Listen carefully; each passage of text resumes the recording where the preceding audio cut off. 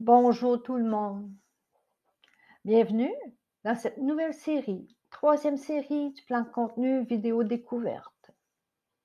Cette série porte sur l'enfance, mais aussi pour l'adolescence, les enfants qui ont grandi un petit peu plus. Aujourd'hui, le thème sera, le questionnement sera, ton ado ne va pas bien. Quoi faire? Quelques trucs pour aider ton ado à devenir plus confiant, pour traverser cette période pas facile. L'adolescence est une période difficile, tout le monde le sait. Ton ado traverse une crise dont tu ne connais pas trop la nature. Que faire?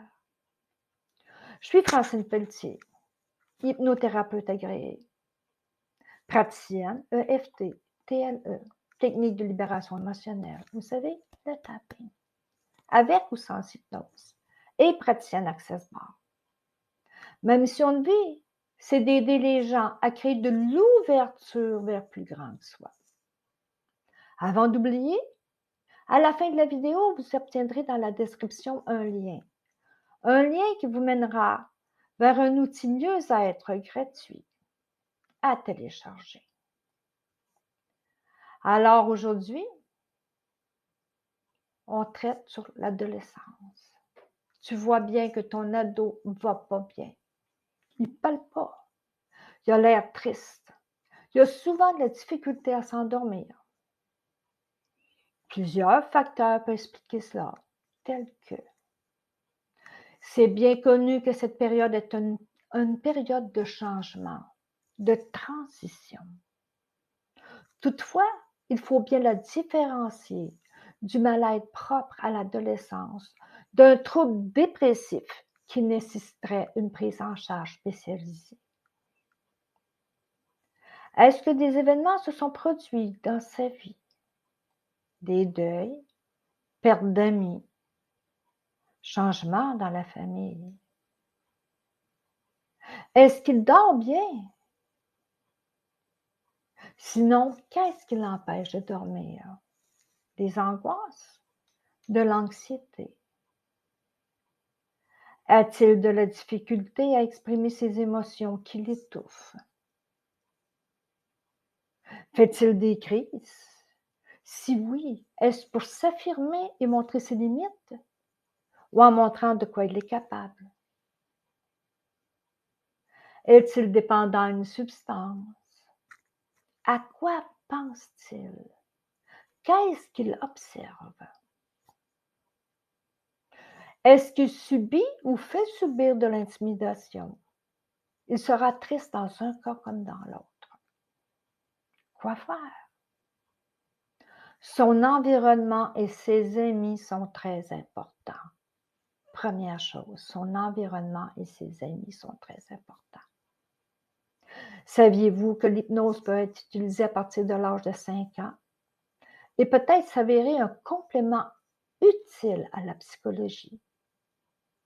Et c'est un excellent outil pour déprogrammer le cerveau et son subconscient, son meilleur allié, pour pouvoir s'endormir plus facilement, se relaxer, se reposer et aussi améliorer l'estime de soi.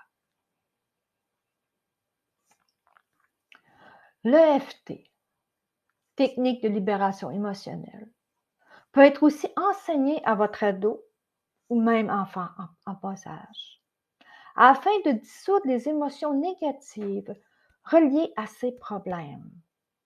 Je vous donne le lien en bas pour enseigner à un enfant ou à toute personne que j'ai produit à cet effet. Écoutez l'ado, l'écouter, aller à sa rencontre de son vécu, être disponible, s'asseoir ensemble même si on ne parle pas, une présence, jouer à un jeu qu'il aime, regarder un film juste pour partager un moment ensemble, s'intéresser à ce qui l'intéresse. Surtout, éviter de dire, tu sais, dans mon temps. Cela, ça ira, ça passera, tu verras. aider à s'identifier et à exprimer, comprendre ses émotions, plutôt que de focusser sur ses performances scolaires ou sportives. S'interroger si son ado a besoin d'aide pour faire le lien entre son ressenti émotionnel et corporel et donner un sens à ses émotions. L'encourager à développer sa pensée critique et subjective sans jugement et lui permettre de développer ses capacités de raisonnement. Souvent, quand le parent adopte volontairement une attitude naïve, l'ado prend conscience de ses problèmes par lui-même. Le parent fait semblant de ne pas comprendre et l'ado a ses réponses par lui-même. En cas de dépendance ou d'addiction, l'aide d'un psychologue peut s'avérer très utile. Vous avez des suggestions? Des questions de sujets, des suggestions de sujets? Écrivez-les-moi dans les commentaires. En résumé, ton ado ne va pas bien. Quoi faire? Quelques trucs pour aider ton ado à devenir confiant. Tu vois bien que ton ado ne parle pas, il ne va pas bien, il a l'air triste. Souvent de la difficulté à s'endormir. Quelques facteurs peuvent causer cela, tels. C'est bien connu que cette période d'adolescence est une période de transition, de changement. Toutefois, il faut bien différencier le mal-être propre à l'adolescence d'un trouble dépressif qui nécessiterait une prise en charge spécialisée. Est-ce que des événements se sont produits dans sa vie? Deuil, perte d'amis, changement dans la famille. Est-ce qu'il dort bien? Sinon, qu'est-ce qui l'empêche de dormir? Des angoisses, des anxiétés? A-t-il de la difficulté à exprimer ses émotions, des émotions qui l'étouffent? Fait-il des crises? Si oui, est-ce qu'il fait pour s'affirmer ou montrer ses limites, en montrant de quoi il est capable? Est-il dépendant de substances? Pense-t-il? À quoi pense-t-il?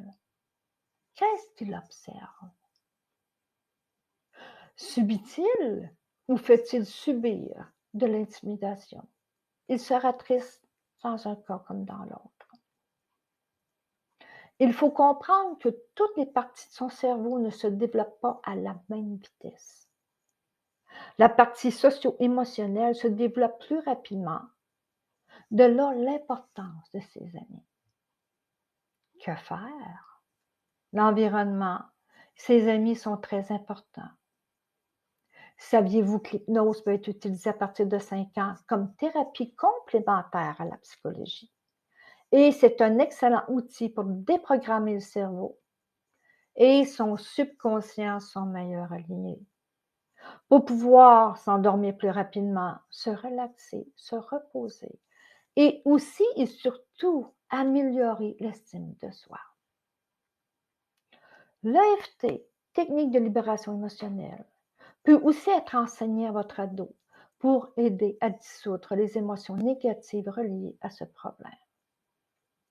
Vous allez voir le lien en bas de la vidéo pour une vidéo que j'ai produite pour tout âge, que j'ai produit à cet effet. Écoutez l'adolescent, aller à sa rencontre de son vécu, être disponible, s'asseoir ensemble, même si aucun mot est prononcé. La présence est là et s'il veut parler, vous serez là.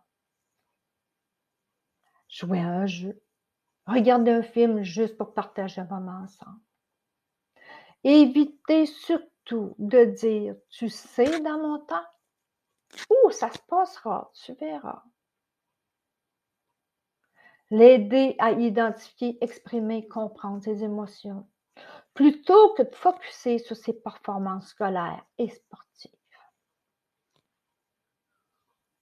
S'interroger si son ado a besoin d'aide pour faire le lien entre son ressenti émotionnel et corporel et donner un sens à ses émotions. L'encourager à développer sa pensée critique et subjective sans jugement. lui permettre de développer ses capacités de raisonnement. En cas de dépendance ou d'addiction, l'aide d'un psychologue peut s'avérer très utile. Alors, si vous avez aimé, cliquez j'aime sous la vidéo et partagez. Plusieurs adolescents, ça peut être utile. Cliquez pour les liens pour me suivre sur Facebook et YouTube, ainsi que mon site Internet.